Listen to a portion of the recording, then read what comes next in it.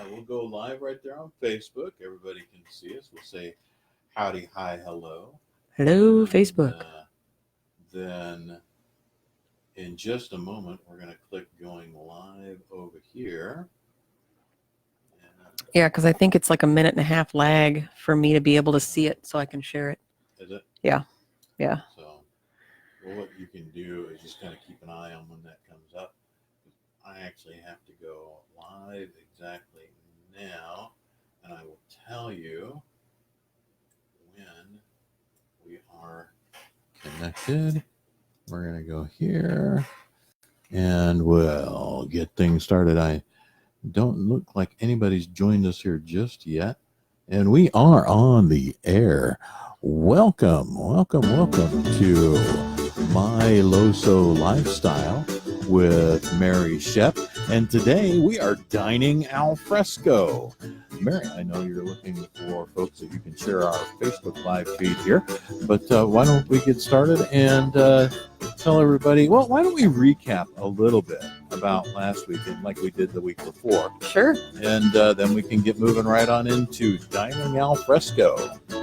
So I always like to start this with the fact that, salt is salt is salt is salt and salt, because of the fact that, that seems to be the most common question is, can I have pink salt or can I have whatever salt?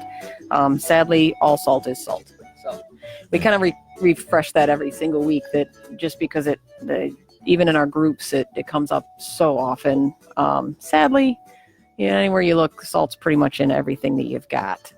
So I am sharing to my low sodium. I'm sharing to fabulous. Well, and I know that even during one of the other shows we were doing last week, somebody brought up that salt question about, well, what about the sea salt, or what about the pink salt, or what about the and in fact, someone who had been watching your show, not just me, but someone else, said, nope. Mary told us that none of it matters.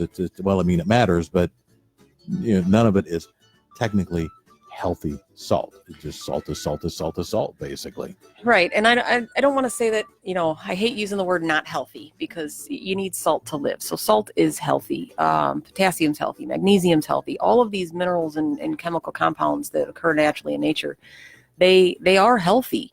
But just like anything else, you need it. And I despise using the word in moderation, because it's what I call justifiable license. So when you use the term in moderation, I can have sugar in moderation, I can have salt in moderation, I can have alcohol in moderation, drugs in moderation, cigarettes in moderation. You give yourself justifiable license to have those things, versus just being honest with yourself about what you're eating and doing and saying, you know what, I'm going to have a bowl of ice cream. I don't care that it's loaded with carbs or sugar. I'm just going to have it. Not, well, I ate really good today, so I can have it. You give yourself justifiable license, and you will run away with that license, and you'll crash into something. Yeah. So those things are all necessary for life, and they are healthy. It's just, don't confuse it as people tend to use that justifiable license of something's healthy, so I can do as much as I want with it because it's healthy. Pink salt's healthy, so I can I can have as much as I want. No, it's still salt. You still got to watch it just like you watch everything else. And then last week we talked about kids meals. I posted some of my stuff. I posted my egg bites recipe on my page, so the little egg bites that we had that you seem to love very much. Oh, by the way, your plate is in that cabinet over there underneath the coffee pot. Okay. I got to get that back to you today. Those are so good. Actually. Yeah, the sugar cookies. How do I watch? Oh, so okay. Hal Kitchen, you're watching if you're posting right there. Well, you're posting on the live feed. He might be watching on his tablet. That's actually my dad. Oh, okay. So hi, Dad. Hey. How you doing now? He's probably gonna scream because he's not a Facebook fan, but he obviously he's my dad. Oh, hey. So he loves his daughter. So that's awesome. He literally will. He hates Facebook, and you can't blame him because Facebook kind of is the devil. Well, but it's a necessary evil. So he can listen to the show, and he does listen to the show. But of course, he's a couple thousand miles away from me, so the opportunity to see me every week is something he's not going to pass up. Well, that's cool. That's awesome. I think so too. Yeah. So yeah, Good dad. I did post my cookie recipe, the base recipe on there, and add a couple little notes. So if you like my food, if you like my video, if you like our radio show, you can follow us on 216 The Net and see it anytime you want there. Obviously, that's the station that broadcasts us live. We also do watch parties, and you can also find me on my LoSo Lifestyle on our Facebook page. So Awesome. sometime maybe in the near future, depending on how things roll, we might actually have a website to share those things as well. Very Hey, Gary. Cool. Very cool. Hey, Gary, how you doing? How are things there in Singapore? See, we're global. We are. You're that friggin' famous now. I'm highfalutin. You are. Highfalutin. So this week we're going to talk about getting out of the house and eating food outside of your own cooking. You know, how do you eat at a restaurant? How do you eat at a family function? How do you weddings, funerals, bar mitzvahs, birthday parties, girls' night out, just going out to dinner with your husband because you want to. It can't be easy. It's not. It's really, really, really not. And it's terrifying for a lot of people at its face, because of how much good morning from Singapore. Just the pure fact of a restaurant. Obviously they need people to come into their restaurant for a reason. Sure. And if you're a restaurant and you stop adding salt to your food, you're going to get a huge influx of people saying your food is bland, it's tasteless. It's because sadly we live in a salted world. So everybody's used to having a salted palate and having all those flavors enhanced. And a good chef adds salt where they need to add it. So if you have, and it's not to say that other chefs are bad chefs. I don't want to say that. It's that chefs are taught to use food and then flavoring afterwards. So salt is meant to be a flavoring. So when you see on cooking shows where they're like, this is unseasoned, it's not that they have to do everything with seasoning. It's if you use salt in moderation, you can use it. But sadly, most restaurants, especially chain restaurants, everything's made for them. The easiest way to get consistency is they buy their chicken from the same place, their beef from the same place, all of those things. So sadly, the chicken's brined, the meats are pre-seasoned, pre-packaged, the potatoes, the vegetables, all of them have the exact same recipe so that they can. Oh, hey, Terry. Oh, so Terry, I got to say a shout out to Terry. Terry married me. He didn't, well, I shouldn't. Terry married me. Terry married me and my husband. He was our reverend. Okay, so he performed the ceremony. He performed the ceremony. He's one of my favorite people. He's been a supporter of mine and bailed me out of more situations that I can't care to share on live radio. Awesome. Well, hey, Terry. So, but yeah, when you have dietary restrictions, it can be hard because everybody has a dietary restriction these days. Gluten-free, sodium-free, sugar-free, allergies, peanuts, this, that, and the other. And so a lot of restaurants try to cater to that. And the hard part is with chain restaurants, they do have to stick to a standard. Even the franchised restaurants where your franchise has a little bit more leeway because it's still your restaurant, they have to stick to a standard to create consistency between the restaurants. So I get that. That being said, there are a lot of tips and tricks that we're going to talk about to help you kind of traverse those things, and worst case scenario, at least find something you can eat at just about any restaurant. So when you have at least one go-to, regardless of where you go, you can kind of go to any restaurant with your girlfriends, your boyfriends, your spouse, or whoever to find something to eat. So what are some of the things then that you usually do if you know you're going out? I mean, you just go and show up and be like, what do you got? Sometimes you do. I mean, sometimes you can't, if I invited you out to dinner tonight because, my sister was in town and you haven't seen her in 20 years and it's the first time she's been here, which happens, especially with my sister who travels the country all over the place racing cars. So, and it happened literally a couple of weeks ago. She happened to be coming through town, was in town for a day, and all of us got together and you just kind of have to roll with it. Yeah, I know, Jim, you're lucky, Jim. You're a salty. You can eat whatever you want. FYI, salty is somebody who can eat salt, and LoSo, is obviously the title of my Facebook page, is low sodium. It's just an abbreviation that we all use. So, Jim, you and I can hang out. We're both salty. he will cook you some good food with his cast iron. That man's got a cast iron collection like to rival anybody on the planet. Awesome. So, but no, if you sometimes you do, you go, you have to roll with it and say, I'm going out, and you got to kind of look at the menu and see what's going on. But if you have the opportunity to plan, then you call in advance, but don't be a dick about it. Okay. So here's the thing. A little sidebar. I've been very nice, and I had a few of my friends say how well-mannered I have been on my show so far. I'm going to apologize in advance. I am who I am. If you don't like me, tough shit. I swear, I curse, right. I do what I do. I try and keep it as nice as I can because I know a lot of my listeners and a lot of my fans don't care for language and stuff like that, but occasionally it's going to slip out, and I apologize. Don't worry about it. No, but I mean, I was laughing more to your point of when you call, don't be a dick, because how apt do you think they are going to be to want to serve you when you get there if you still go? Right. After you call and you're like, what? Don't mess with people who touch your food. I'm sorry. Just Exactly. don't. Bingo. They made a whole movie about that. Exactly. And it was a good one. It was a hilarious movie. So no,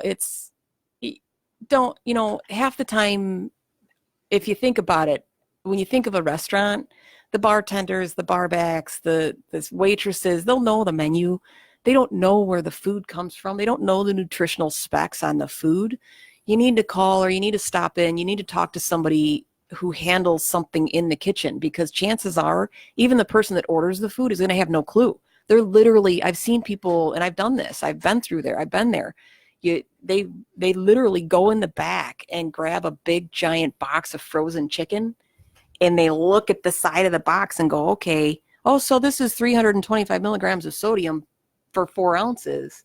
And you're like, what? And even they'll be shocked and be like, holy cow. And it opens their eyes to how much is in their food, because they don't need to watch it. So why do they have to? They need to watch allergens. They need to watch, peanuts and stuff like that people are allergic to.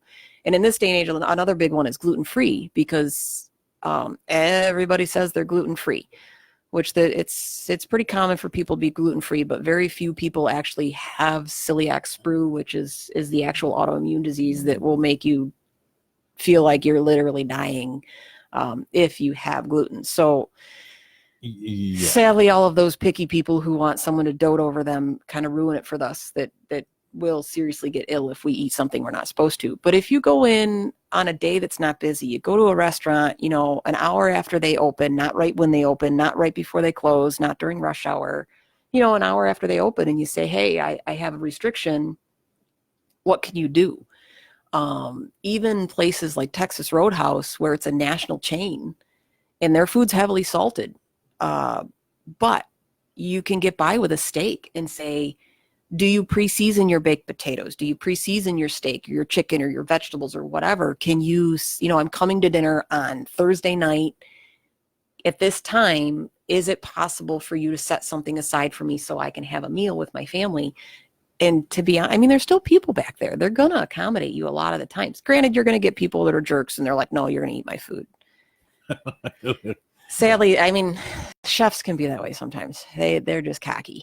But you're going to have a lot of success when you treat it nice and you're nice about it, and you don't come in guns blazing and that jerk of, you have to cater to me because I'm paying you. Well, you know what? They're cooking your food. They're going to cater to you, but they also might add a couple extras. Yeah. A little extra there. Yeah. So. And no thanks, but I don't want to spend my nights wondering whether or not some cook spit in my food. Yeah.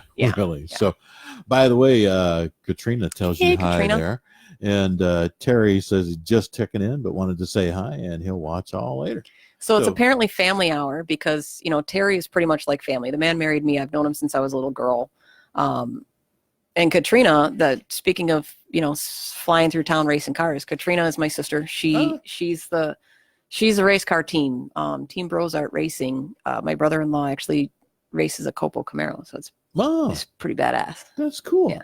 So you think I'm famous. I come a famous bloodline. My sister's a race car driver.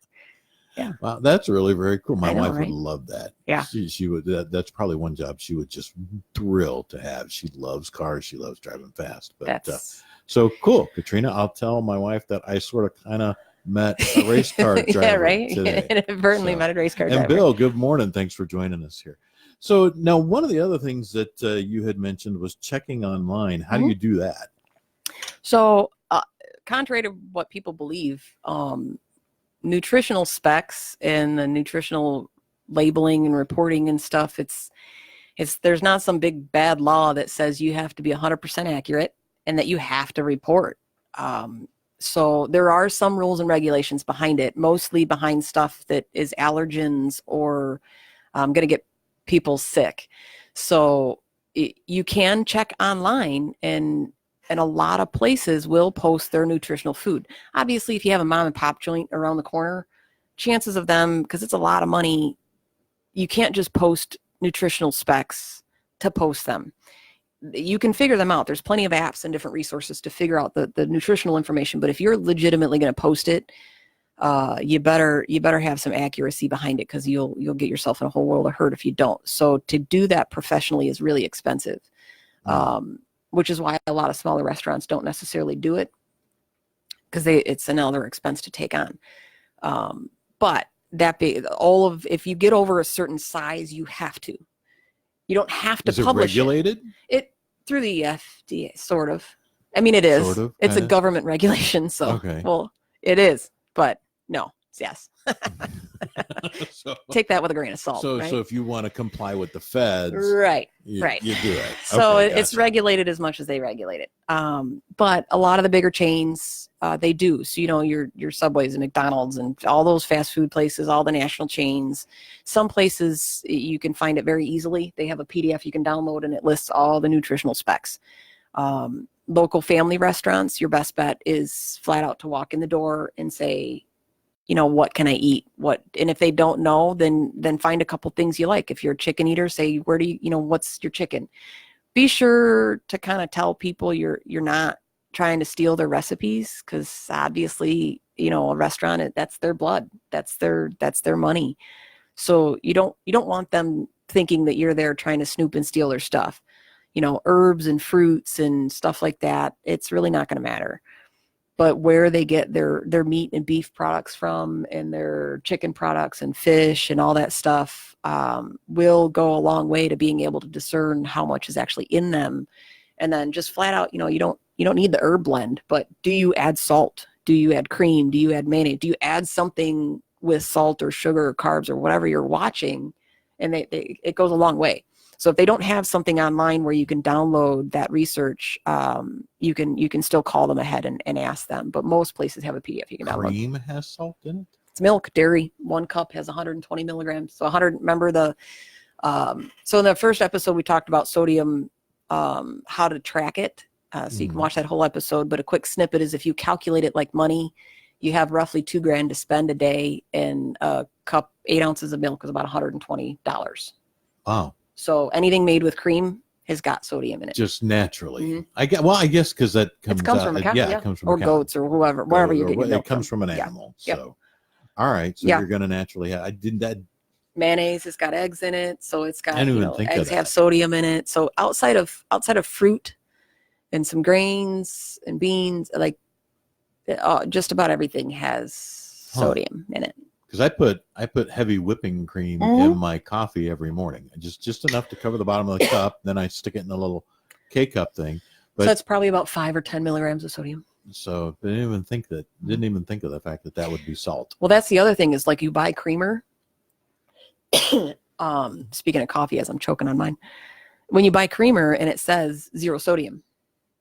Well, when you look at the serving size and it says it's a tablespoon or whatever, because if you picture the little creamer cups that you get at the restaurants, it's such a small amount. That's 0 sodium.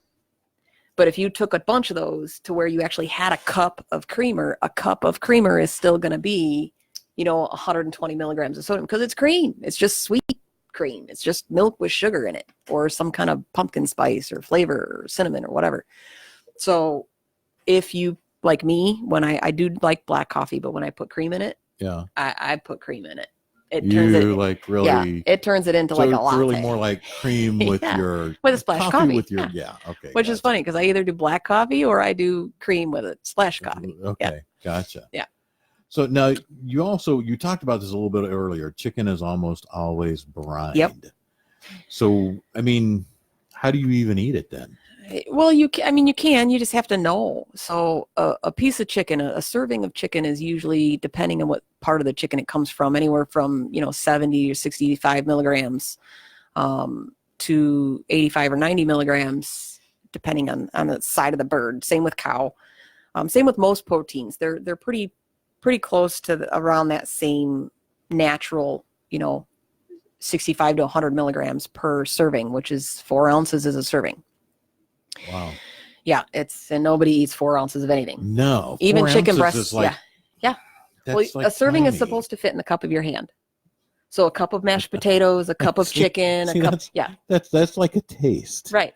Exactly. So you have a plate of food, and your plate of food is like 17 servings of everything, and then you go back for seconds. So you got to watch your serving sizes, but so chicken is brined. So if you get a single serving of chicken at 80 milligrams, when it's brined, it's closer to 250 or 325 milligrams. So you triple the amount of sodium in a bird for being brined, because it is soaked in a salt solution. And the reason why a lot of restaurants, especially chain restaurants, use brined chicken, hey Lisa, is because of the fact that it's harder to it's harder to cook it to dry out. So the point of brining a bird is to both add flavor, and it keeps it moist. So even a novice cook can that's why I like turkey for Thanksgiving. Yeah. So I have to get my turkey from the butcher.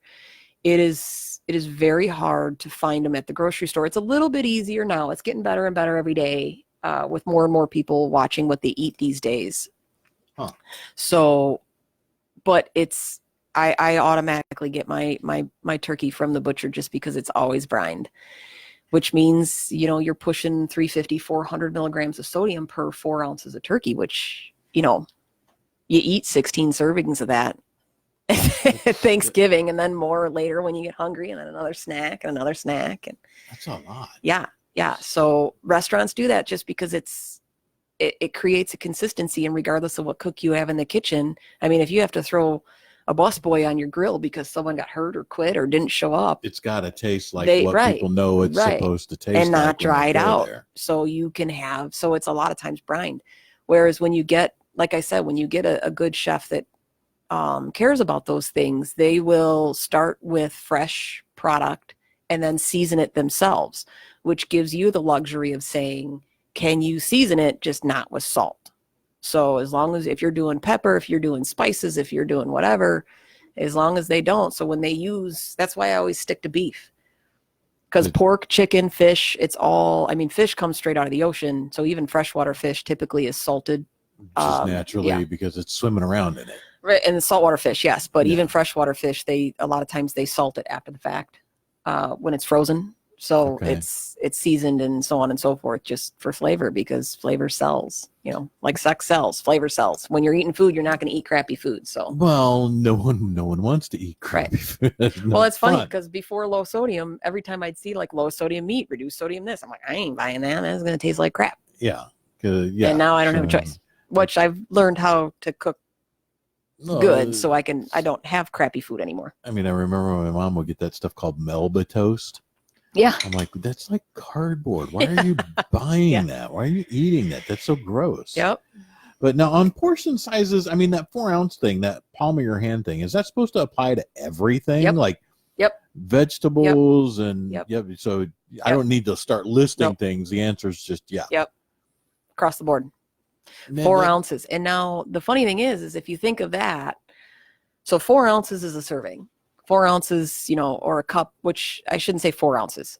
4 ounces of meat or chicken or whatever is a serving. Vegetables is usually a cup, which is 8 ounces, but it's not. It's measured differently, so it's just a little bit different. But it's about the same amount on your plate. If you think of dollop of mashed potatoes and a little tiny piece of meat.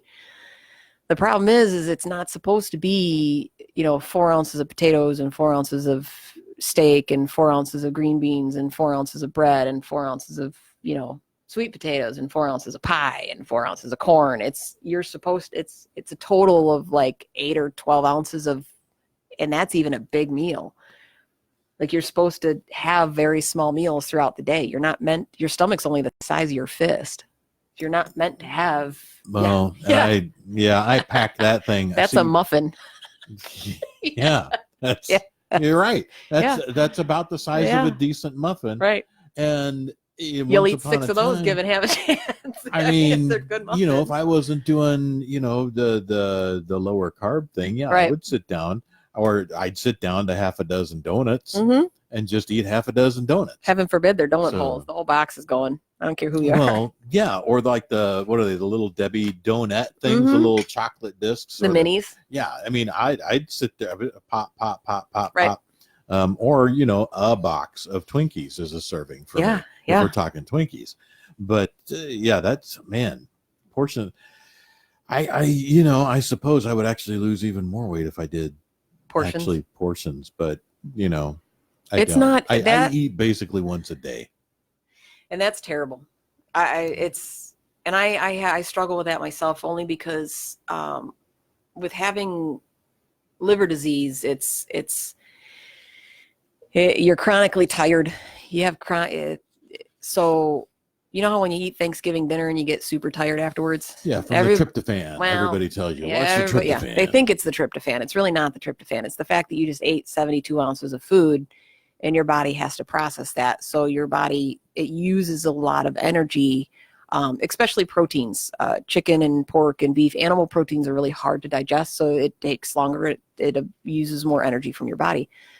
So I have a tendency to do like you do, and where I eat once or twice a day, because it makes me really tired. So if I eat lunch, if it's anything more than a piece of fruit or anything like that, it just bogs me down, and I'm just exhausted, just digesting food.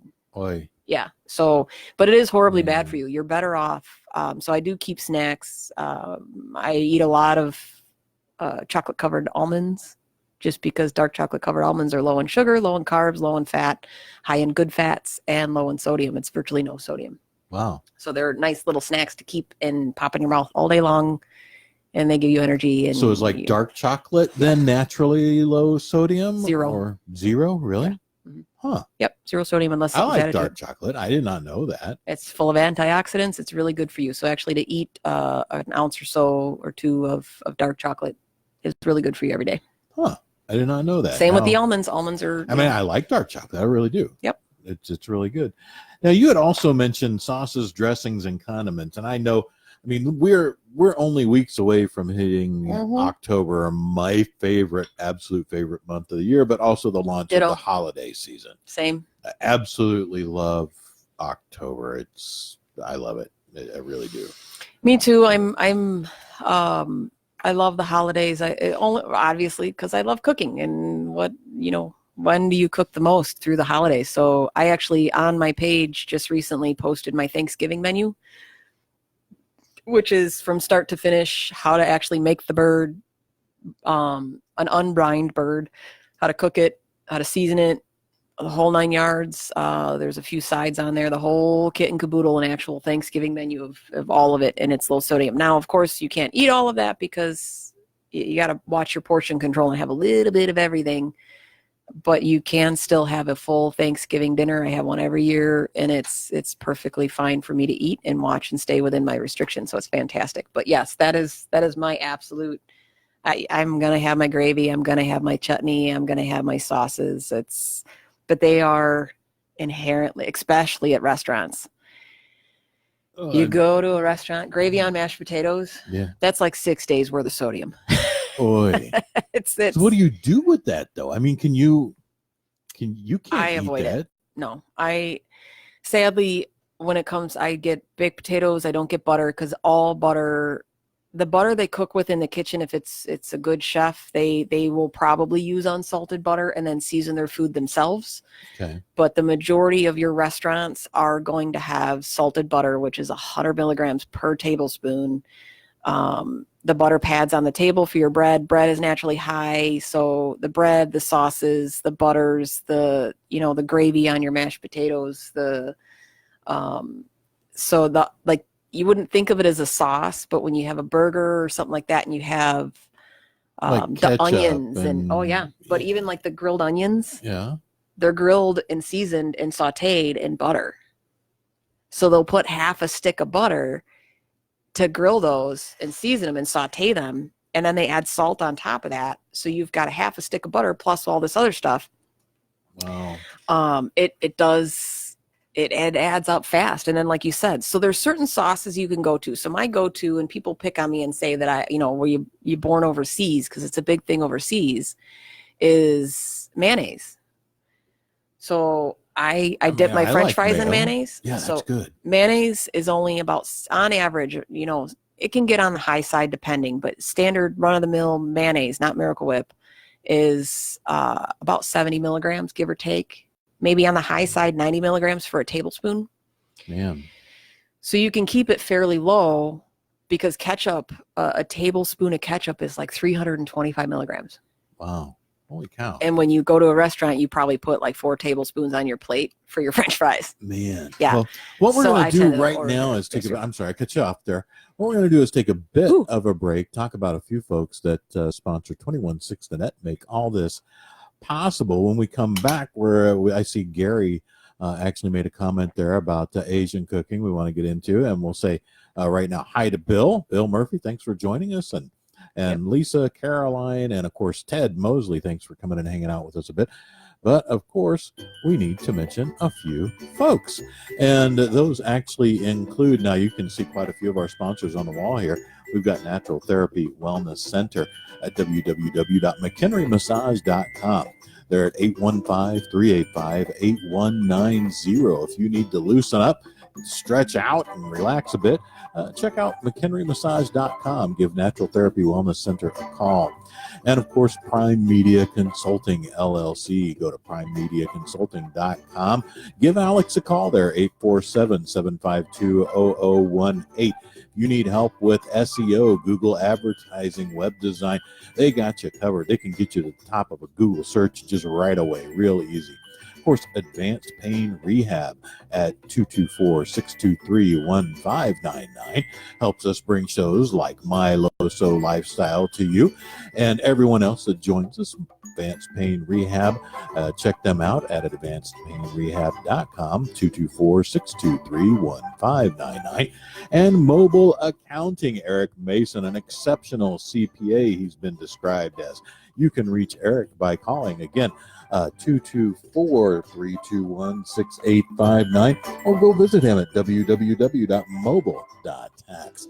And of course, also on our wall, anybody watching on our stream can see Frequency R Us products, improving balance, strength, and energy. Natural pain relievers, it does work. Jewelry with a purpose. www.frequencyrus.com, or give Phil a call at 847-704-0355. Very shortly, you'll see even more folks on our wall here at 216thenet.com. I believe we've got Stuckies coming, a few other folks that are coming up on the wall here relatively soon. We're just thrilled to have all these folks who support 216 The Net, and of course shows like My LoSo Lifestyle with Mary Shep. Mary, why don't you take us back in? Let's talk a little bit about Gary's comment there on Asian cooking. He's 100% correct. Like I said, where they salt freshwater. He says in Asian cooking, freshwater fish is usually soaked in water with salt prior to cooking. It is to remove the earthly soil or smell flavor that is always present in freshwater fish.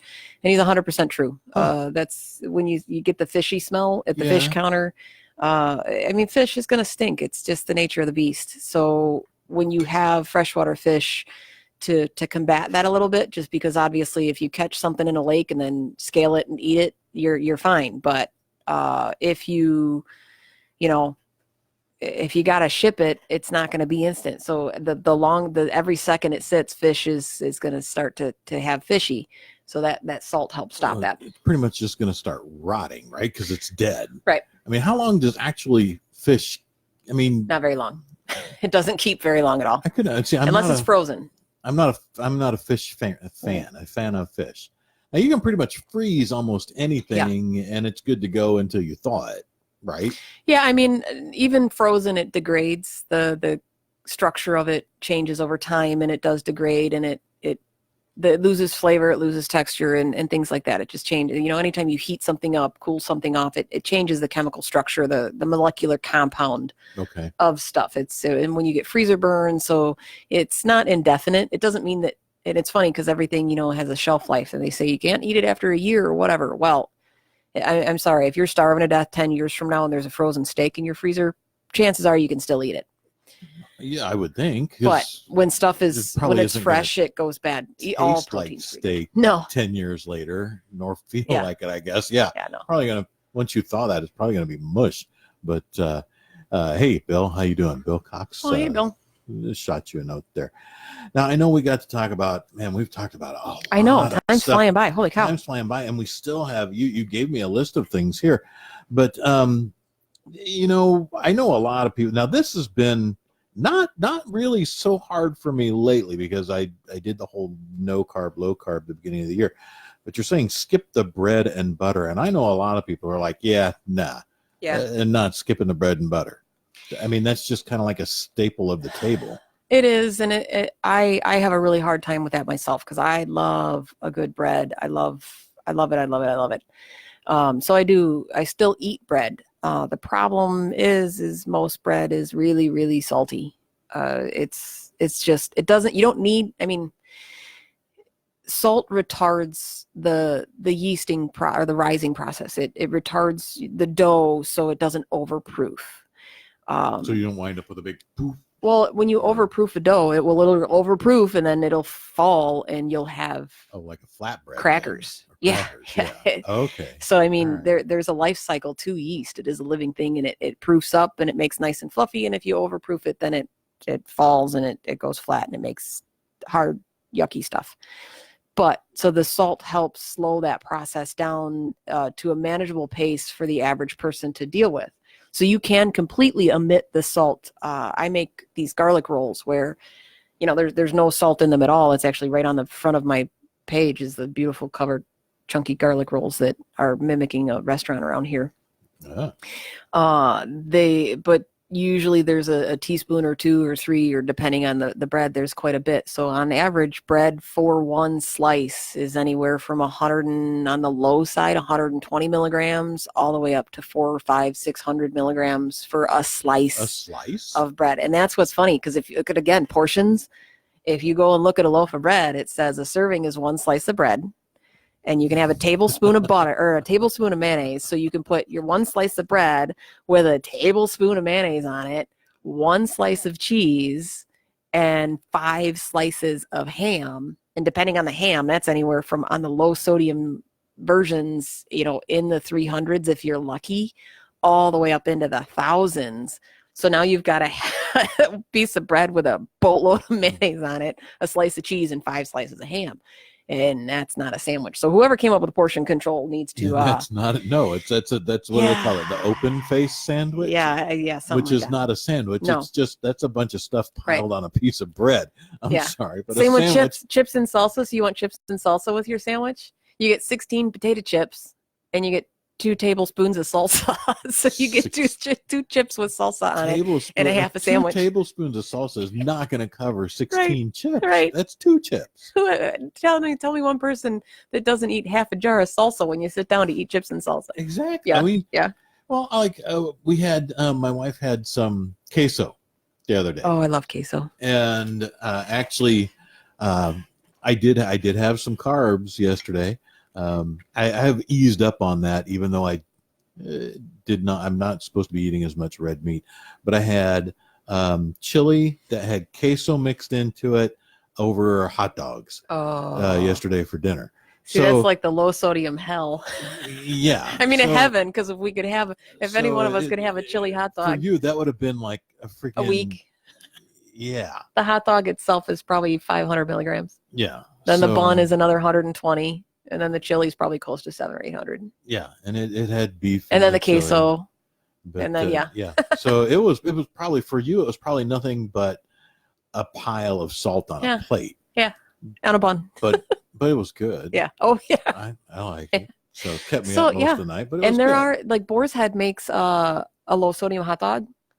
So if I want a treat, I can, and not everybody can have that. Some people are really restricted, but on occasion you can have a low sodium hot dog. But so what's a low sodium hot dog? What kind of 250 milligrams for the dog. That's still kind of when you think. So about that's $250 out of your $2,000 budget. Out of your $2,000. And then you've got another 120 or higher, depending on the hot dog bun you get.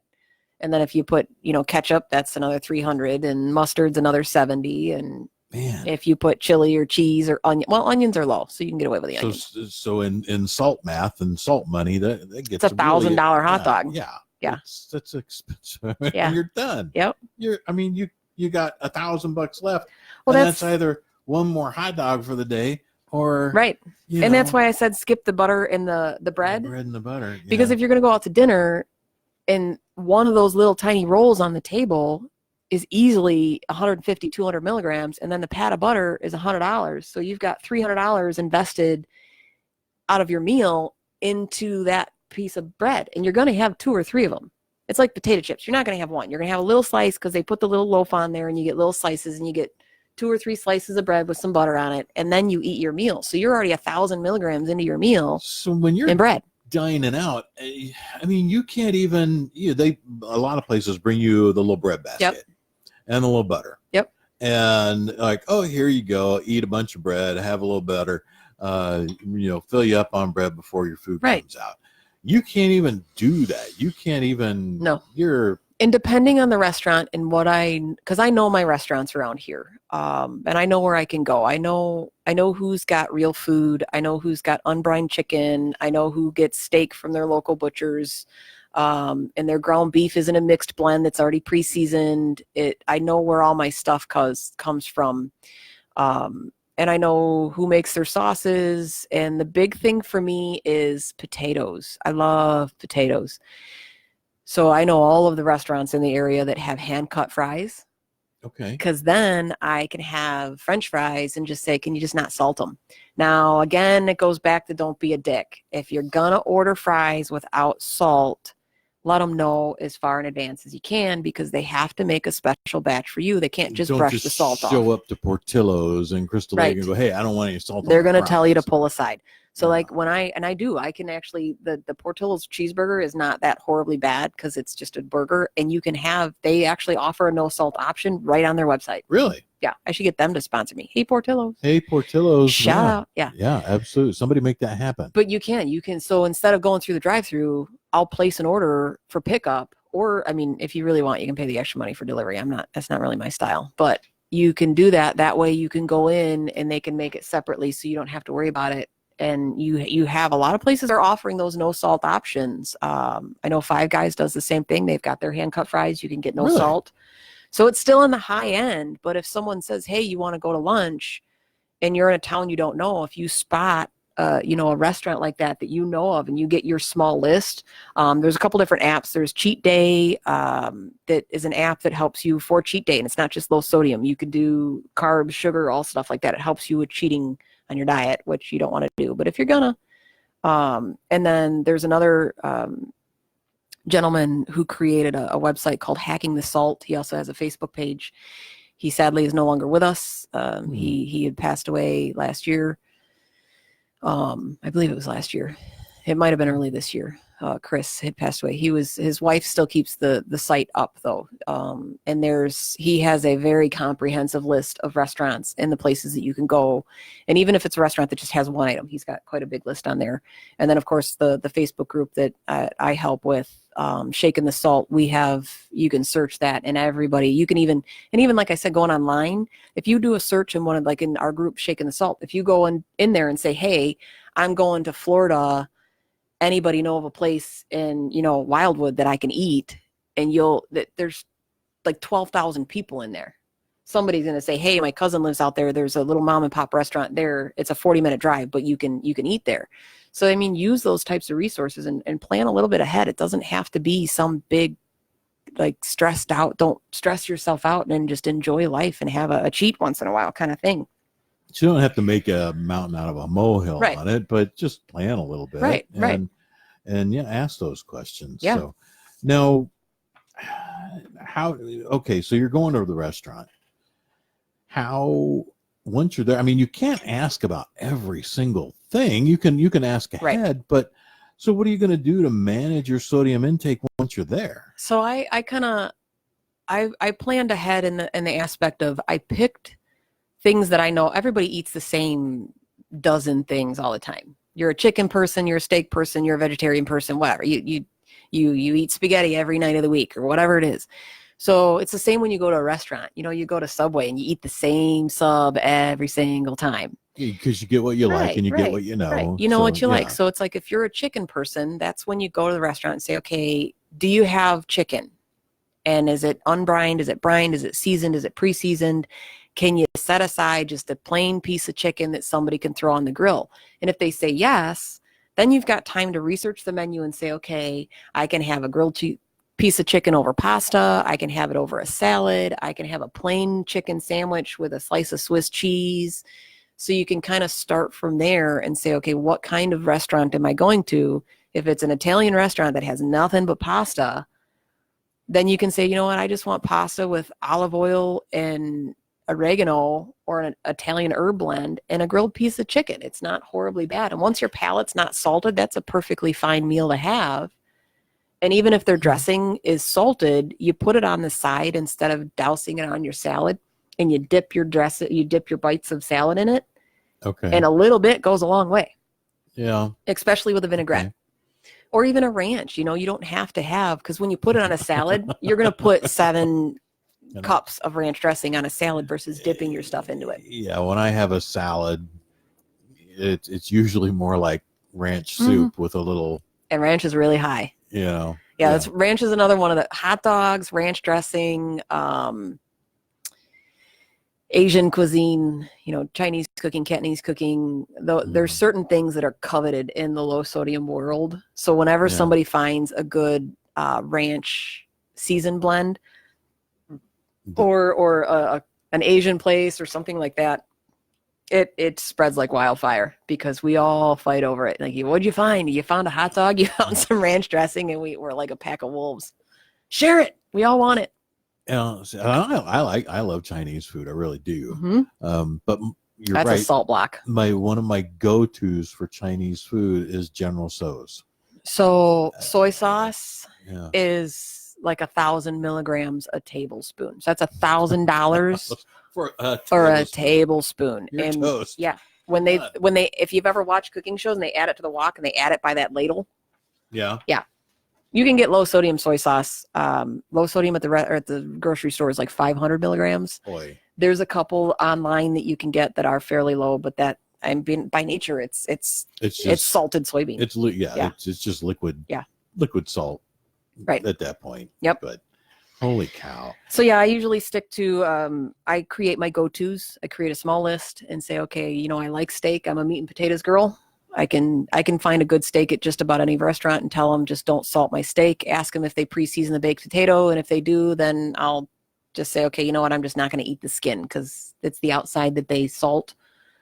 So if you just cut it in half and eat the middle and avoid the salt on the outside, you can kind of limit what you have. And then same thing, if I know their chicken's not brined and their French fries are hand cut, I've got a couple go-tos that I can go to. So you can kind of think what you eat on a regular basis and pick your go-tos so that you know to call in advance and know what to ask for. So what about desserts then? Yeah, you're screwed. Really? You're just cheating. Most dessert, I hate to say that, but if it's a baked good, it's got baking soda. And salt. If it's a bread type good, it's got salt. If it's a cream-based pie, or if it's a fruit pie, you might get lucky. Usually they still ask for salt for flavoring in the recipe. But if it's a fruit pie? everything has salt. just look through a cookbook once and you'll see a teaspoon of salt here, a teaspoon of salt there, and a teaspoon is your daily requirement. Man. Granted, you're not eating the whole pie, but the dough itself is high sodium. Okay. Yeah. Okay. All right. So yeah, no matter what, it's a bread product or it's a cream product or it's a butter product. You add butter to pies. So you're like pretty much stuck to Jell-O? Yep. And even Jell-O, depending on the Jell-O, you puddings are high too, and Really? custards. Yeah. And custard. Cream. Well, because cream. Okay. And custard's got eggs. Custard is by nature eggs. So, okay. Which sucks because my favorite ice cream place in this area that everybody knows I'm addicted to is not actually ice cream. It's frozen custard, and it's the best frozen custard. And I know the owner, so maybe I'll talk to him about sponsoring me. I don't think they need any business though, because there's usually a line around the block. Well, when you've got good frozen custard or ice cream, there's usually a line anyway. But I mean, still, hey, what better kind of show to sponsor if you're a restaurant or a place that serves food? I mean, my LoSo lifestyle here with Mary Shep, you got to get on board. You really got to do it. I'm surprised. That does surprise me. I just would not think salt when I'm thinking desserts. Well, even look at the back of an ice cream, and you can get ice creams that are 35 milligrams a serving, but look at the serving size. Was it like 1 ounce or something? It can fit in the palm of your hand. Of course. Yeah. Sure. Who eats? You get a bowl of ice cream. I am sorry. You get a stack on a cone that you balance precariously, hoping it's not going to hit the sidewalk. And then you put stuff on top of it, and you put stuff on top of that, and you put stuff on top of that. Usually, I mean, at our house, a bowl of ice cream, even if it's low carb, low carb, that's not even close to LoSo. No. But you can get low carb ice cream. Then you can put low carb or no carb syrup on the top of it, like all chocolate of those syrup. things are loaded and in then sodium. you can actually put some nuts on there, which are fine low carb. Then you can actually squirt a little whipped topping on the top. That's which also is cream, no carb. But otherwise, really, it's not. You've got a pile of sugar sitting there. That's low. I mean, you do and you don't. Yeah. Because it's not the sugars that are going to bother you on the low carb. But for salt, you're toasted. You can't eat that. Not only that, just about everything that is low carb, gluten-free, anything that fits into any of the other diets are loaded with salt. Why? Because something that's gluten-free, it tastes like cardboard. Yeah. So how do you make it taste better? You add salt. You go get gluten. And if it's sugar-free, how do you compensate for the sugar? You add salt. Like you add it. It's in everything. So, but again, if you do just a little bit of planning, you don't have to be so terrified about going out and doing all of those different things. So I did have a few questions from some people that sent me some messages personally about just in general. Let's get to those for them because we've got just about 8 minutes left here. So I did have someone, actually quite a few people who've asked me how I manage my sodium intake. Over time, I've gotten really good at it. As you can see, I can spout off just about the sodium content of everything. And it's been since about 2015 that I've had to stick to this diet religiously. But I use MyFitnessPal. There's other apps out there. MyFitnessPal? Yep. Okay. And there's other apps, and none of them are perfect. They are by no means perfect. And same with MyFitnessPal. Users can add food. So if you go to a restaurant and you say, I'm going to add the nutritional compounds of this or the information for this meal, you're counting on someone to be correct. And a lot of times people aren't counting anything but calories or carbs. So you'll add, Lay's potato chips to your diet in your app, and it says 0 sodium in the app. And then you look at the back of the bag and you're like, that's not 0 sodium. That's 220 milligrams of sodium for my potato chips. And it's because somebody added it themselves, and all they added were the calories and carbs. Because that's what they're counting. They didn't add the whole nutritional label.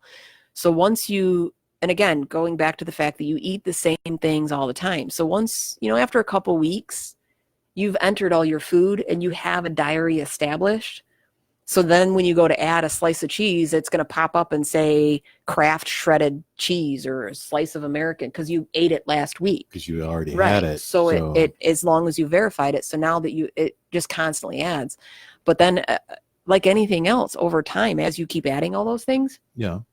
You know, like if you know that there's 120, like you'll probably remember there's 120 milligrams in a cup of milk now because you learned it. So now every time you see something that says a cup of cream in this recipe or so on and so forth, you just tend to retain a little bit of those things that you eat all the time. So I still use it for my recipes that I create because when I share them with people, it gives you an idea of if you're not just counting sodium, if you are counting carbs, it shows all of those things.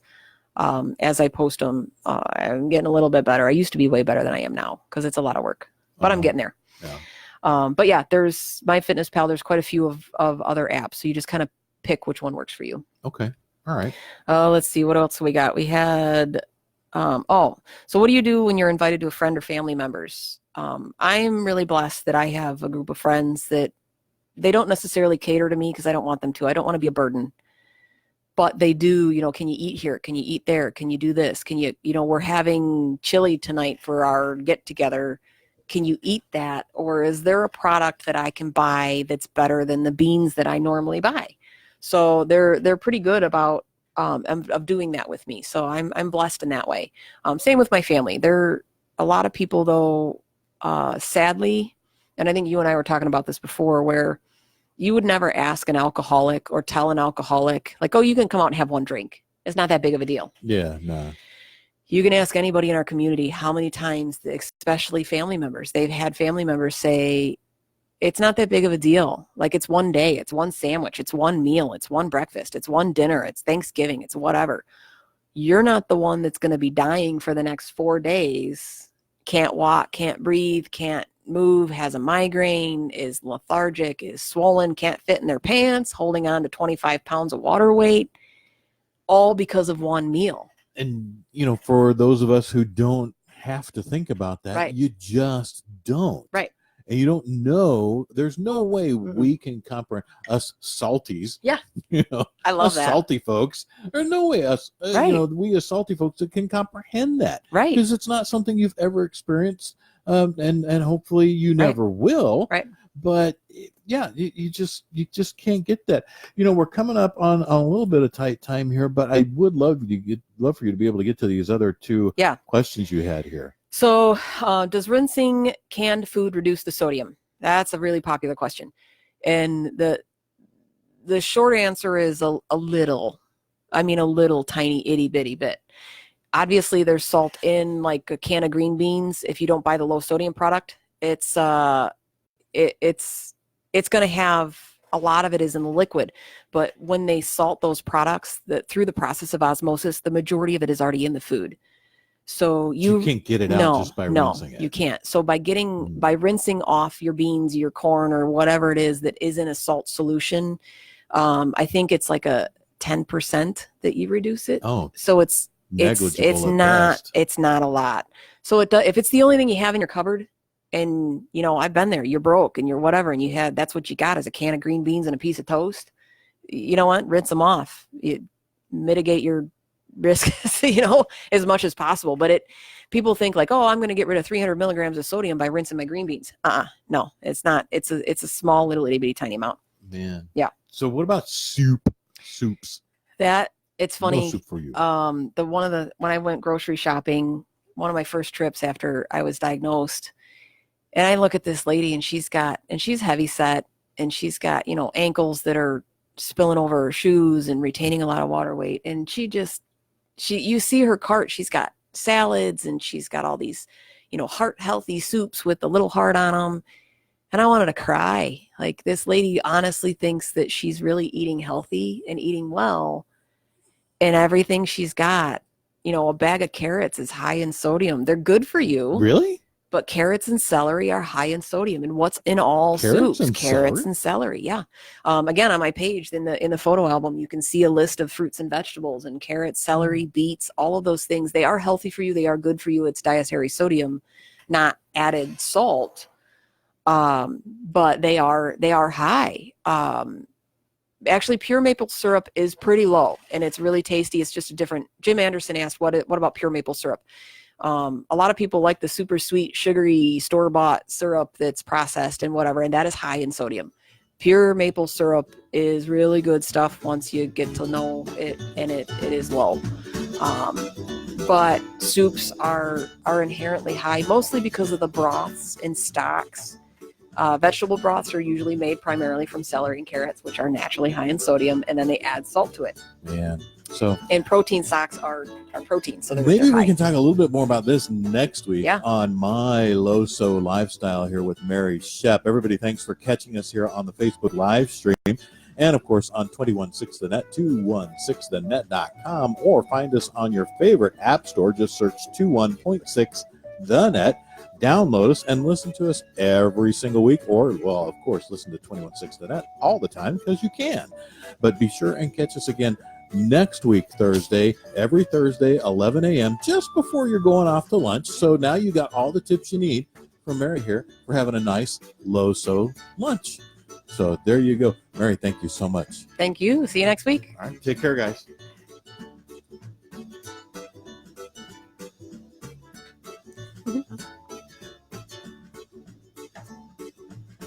I'm trying to get the mouse over. The end feed. Bye, guys.